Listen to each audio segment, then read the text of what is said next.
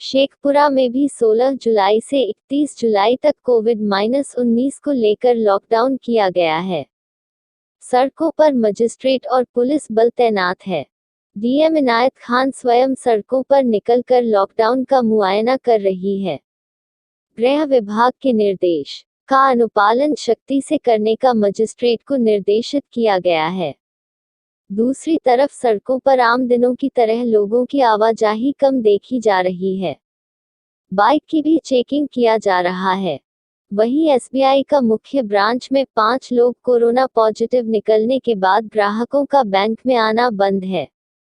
वहीं सभी 30 स्थानों पर मजिस्ट्रेट की तैनाती की गई है।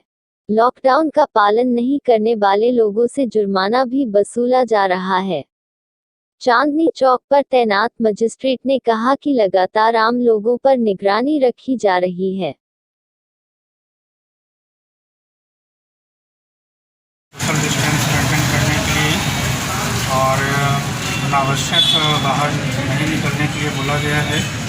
और बिना मास्क जो भी व्यक्ति निकल रहे हैं तो उन्हें 50 रुपये का जुर्माना भी उनसे दंड के रूप में, और ख़ास करके अवेयरनेस फैलाने के लिए जिला पदाधिकारी महोदय एंड जिला प्रशासन के द्वारा यह निर्देश दिया गया है ताकि लॉकडाउन में सोशल डिस्टेंसिंग का पालन करते हुए लोग अनावश्यक न निकलकर सुरक्षित रहें, अपने भी सुरक्षित रहें और लोगों को सुरक्षित रखना सुनिश्चित करें।